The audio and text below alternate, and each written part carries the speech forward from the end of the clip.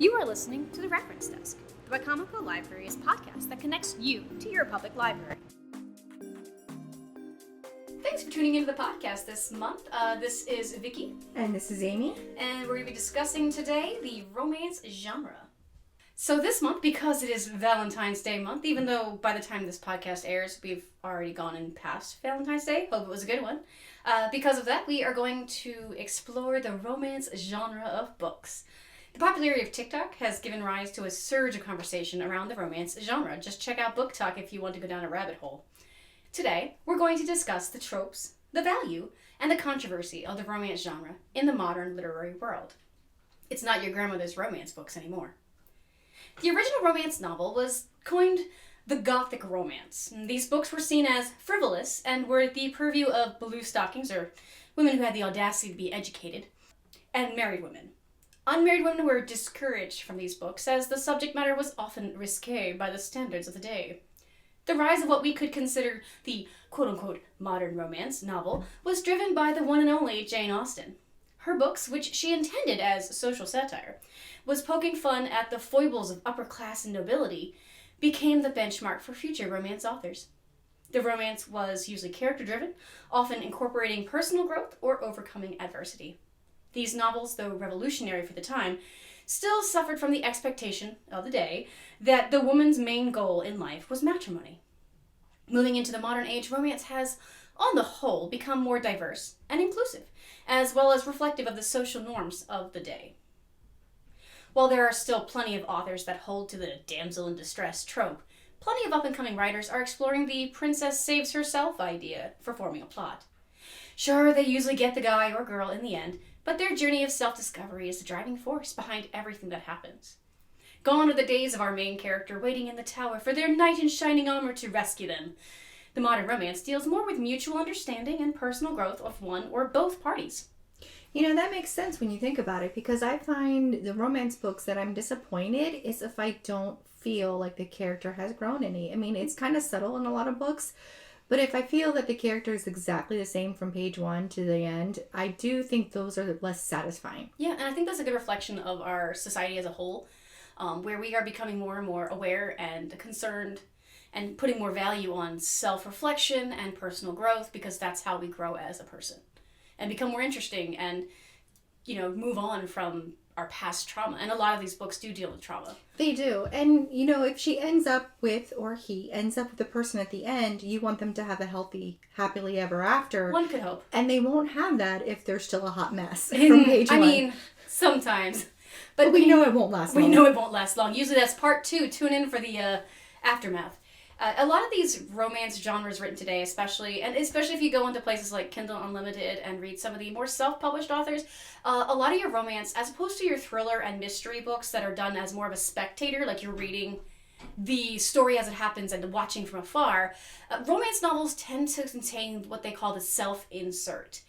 Self-insert is basically the literary term for the main character is flat as a board, so you can project your own self into this character, and then you get to experience the happily ever after that the main character experiences. I think I heard most about that phenomenon when Twilight was huge. Oh, yes, and that's considered a fantasy romance. Legitimately, I don't know if it was on purpose or not. I'd like to think it was on purpose, but pretty sure it wasn't. Bella Swan in that book, no spoilers, is a self-insert. She has zero personality, leaving one to wonder, why is she getting the guy? She's got no personality. But then it's because you are supposed to be inserting your own personality into her character and then getting the dreamy vampire in the end. Oh, you just spoiled it. Oh no, I spoiled it! You guys, it's been 20 years. It's fine. Oops. I'll put spoiler alerts on the Spoiler alert for a 20-year-old book. Yes. Wait till we tell them how Pride and Prejudice ends. Oh no. Oh yeah, Wickham kills Darcy, right? In some books, yes. I know, in some of them they do.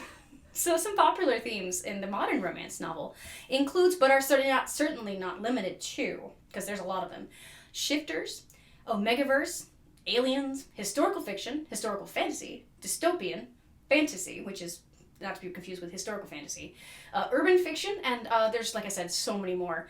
Seriously, pick your poison. There is bound to be something to appeal to you. If you search genres, you can pretty much put anything, whether it be cooking, sports, There's an entire like sport genre that Kindle Unlimited keeps recommending to me. There's a genre for you. You can find something that you can relate to, because a lot of times, especially with it being a self-insert, you want something that you're interested in order to self-insert believably, or to escape. Add a little extra interest on the top. Yeah, it keeps you reading. So I'm going to go through, I listed a whole bunch of them. I'm going to go through and we're going to talk about the basic concepts and what to expect. So it might give you a better idea of which one you might be interested in. Shifter romance, the first one I'm choosing, is a fantasy adjacent genre. It's kind of like fantasy, but it's set in a real world environment. The fantasy element takes the form of a species of seemingly normal humans who can shift into various animals, usually wolves, bears, or some kind of other large wild animal. No mice? No mice. I think that might not be as fun. These shifters usually exhibit characteristics found in their corresponding animals, so like a raccoon would like wash its hands compulsively. Oh, OCD shifter. Yeah, he's like the surgeon. Except he keeps taking things out. Okay, we've gone on a tangent. These shifters usually exhibit characteristics found in their corresponding animal and can influence how they interact with the love interest of the story. Often a human. Sometimes, both of the protagonists are shifters, and the politics of the shifter community is brought to the forefront of the plot. Usually there is a spicy element to the story, drawing on the animalistic nature of the shifters, so be aware that this genre is likely to involve some level of descriptive intimacy. Omegaverse, very similar to the shifters, leans heavy into the trope of fated love. The characters inherit or develop what they call alpha, and I'm using air quotes, you can't see it, alpha, beta, or omega traits, even though science has debunked that whole societal structure in the animal world, but I digress. Alphas are usually cast as aggressive, possessive, and energetic. The omegas tend to be the submissive, and the alphas are always usually drawn to the omegas, and are inclined to protect them. And a lot of the Omegaverse stories are centered around the interplay between these two characters, one from each type. Betas are typically the Joe Schmoes of the universe, the poor things. This genre can be a little controversial due to the lack of agency in the Omega character and the sometimes toxic behavior bordering on abusive of the Alpha. It really depends on the writer. The storyline, some do it really well where it's sweet, and the protectiveness is from a genuine place of they want to protect this person, not I want to possess this person. That's where it can get a little bit gray. But, I think that books in general are a way to explore different things, and that you should be able to read what you like and not feel ashamed. Exactly. And that nothing in this, I'm not trying to make any kind of you should read this, you shouldn't read this. I'm just pointing out possible triggers, because everyone deals with from the process of living, there are some things that may make you uncomfortable. Mm-hmm. And keeping that in mind, that's kind of why we're going over all these, so that if you do decide to look into a different genre of romance than what you're used to, say you grew up on your grandmother's bodice ripper romance. Or only Amish. Or only Amish, which is as squeaky clean as you can get, for reasons. If you want to read a different genre, get into something different, maybe you want to read a little bit of spicier novel. Knowing what kind of triggers that you know yourself better than anybody, and knowing what kind of triggers you might come into, that's why we're going over this. And when you're asking for recommendations, whether you do it at your local library with your local librarian or a good friend, let them know certain things that you're not interested in. Like if you like Spice Light, or if you like 4 or 5 peppers for your spice level, then feel free to ask them and let them know what you do and what you would probably not like to read. Just because a book should be entertaining, especially a romance book. It's meant to be entertaining, and if you're upset or traumatized, then you do not have a good time. That is not the point. Right. And it's actually very healthy to draw those boundaries, because that means you're enjoying the book for, like you said, the entertainment, instead of just I have to read this because all my friends said to, but it's making me very uncomfortable because either I know a friend very close to me who's been through something like this and it was traumatizing, or I've been through something like this and it's very traumatizing. You can always put a book down. Yes. There's no shame in that. No. For the readers who want to be taken way out of the familiar, alien romance has been a popular genre as of late, particularly on Kindle Unlimited and from a lot of the self-published authors. I'm not suggesting you go out and get Kindle Unlimited. You can a lot of times find these kind of genres on Libby and Hoopla as well. Yeah, if you're self-published, the library probably doesn't have a physical copy of it. Mm-hmm. So if you hear a lot of books but you can't seem to find these authors, it's probably on Kindle Unlimited, just to kind of let you know ahead of time. Yeah. It is a money operation because they're self-published. Yeah, and a lot of times you can do a Kindle Unlimited membership for just a few months for free, and then you can make another one later and try to find some more books. It's totally your call. We're absolutely not telling you have to do Kindle Unlimited. I'm just saying some of these more self-published may or may not be hard to find on Hoopla, although Hoopla is more likely to have them. I found some pretty light, pretty obscure authors and the self-published authors on Hoopla versus Libby. That's usually where I go to first if I know it's not like a bestseller. Yeah, and bonus, it's available right away. Yes. And I will have links to a bunch of books from different genres found on either Libby or Hoopla. It'll be labeled as such at the end of this description of whatever podcast site you're listening to. I was talking about Aliens, that's right. This genre does a good job at just throwing away all the social norms that would be expected in our society, because it's not our society anymore, and opens the door for the writer to insert their own perfect vision of how they wish the world could be. Creative license is usually taken with the anatomy, usually, to the love interest benefit. A lot of more popular authors focus on a relationship between a human and an alien, with the alien being predominantly male, giving the human female, who is the genre is geared towards, of course, readership-wise, a quote-unquote male ideal to attach to. This one does lean heavy into the self-insert. A lot of times your females, your main characters, who are the ones who through their eyes are... Well, sometimes they're traumatized because they've been abducted by aliens, and that's a thing. But most people can't relate to that. It's sort of that hurt, comfort, and protection kind of wrapped up all in one. And it's definitely more what I consider snack kind of style books. I mean, it's there's nothing beefy in those. They're usually shorter than a normal novel. And, if you're looking for a little something that you can read in an hour and you want complete mind escape, completely taken out of your everyday life, if it's something you like, go for it. Yeah, I had not read any kind of romance like that genre until a coworker of mine encouraged me to check this out, because she's like, I think that I like this, I think you might like it too, and then Ruby Dixon wrote a whole mess of them.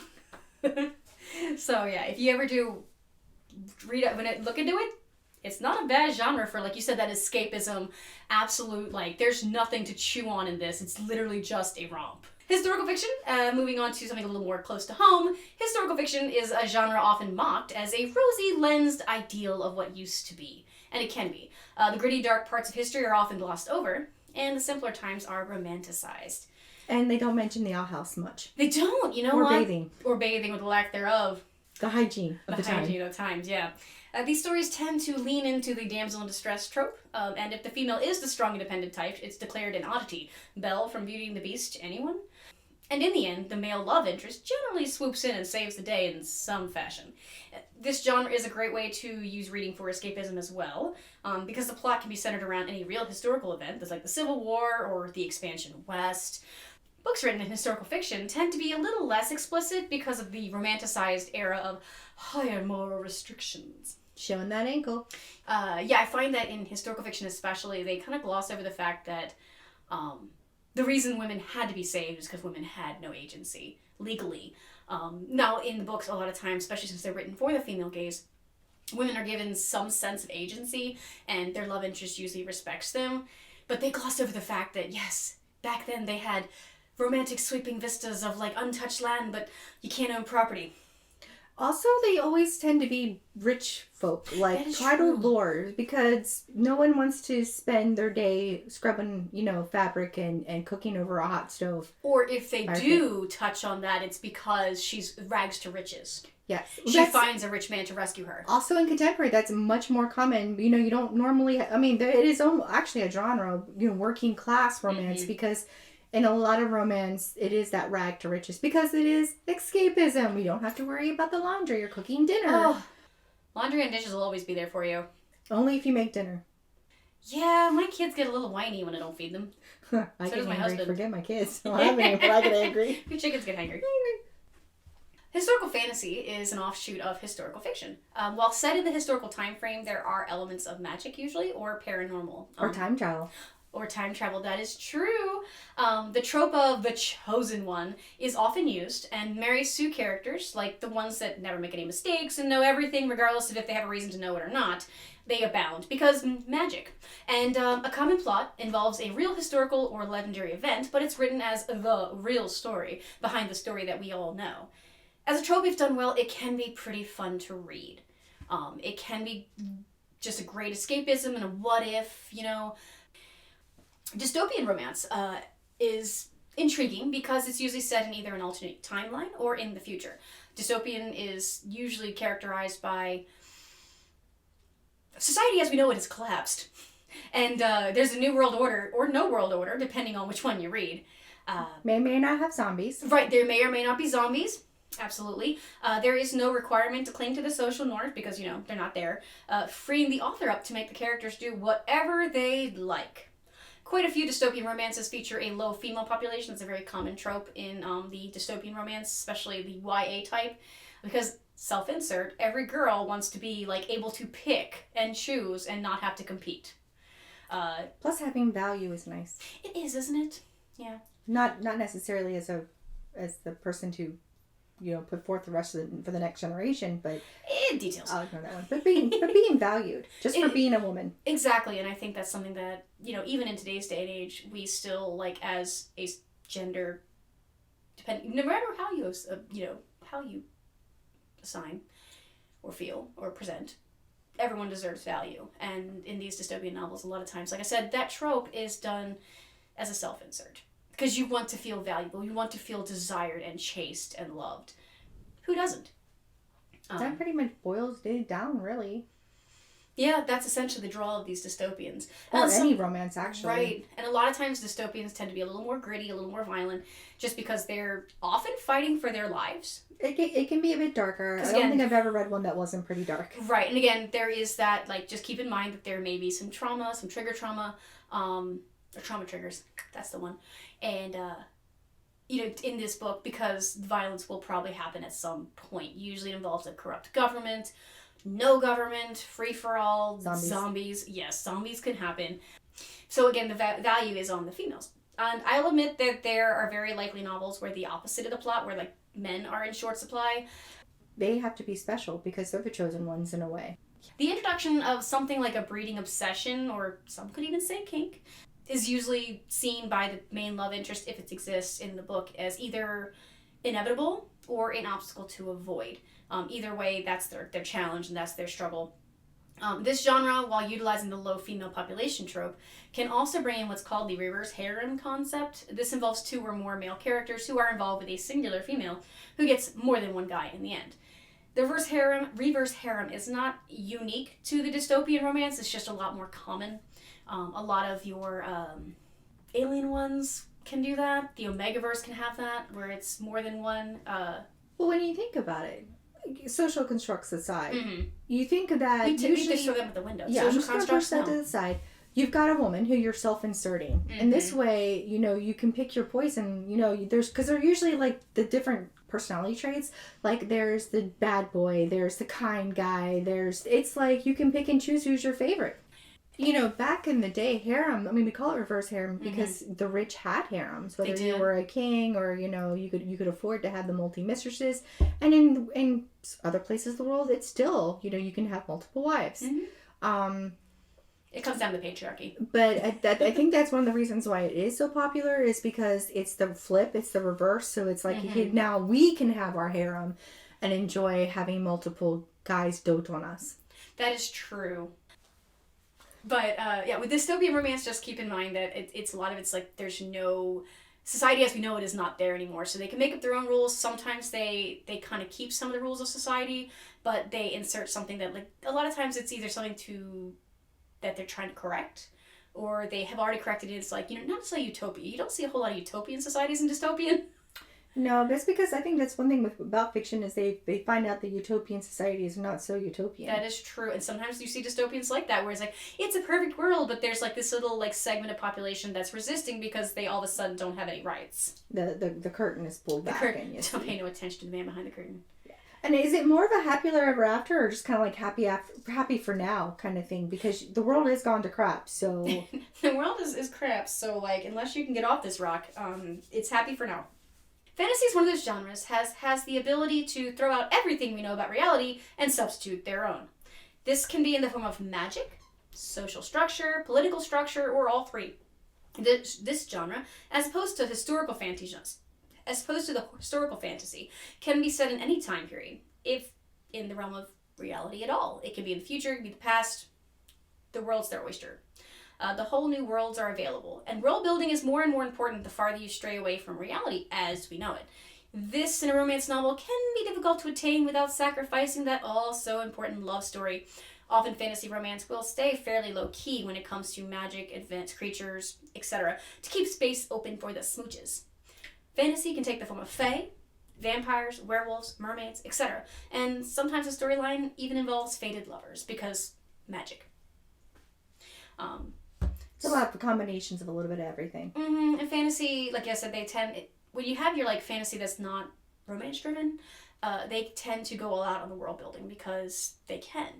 Again, like I said, in romance, a lot of times it's the fantasy trope that, like, if you've read fantasy before, it's kind of in a world you recognize geographically speaking, but like maybe there's magic creatures or magic at all involved. I've read several fanfics of Jane Austen, where it's like Pride and Prejudice and dragons. It's the Dragon Riders of Pern mixed with Pride and Prejudice.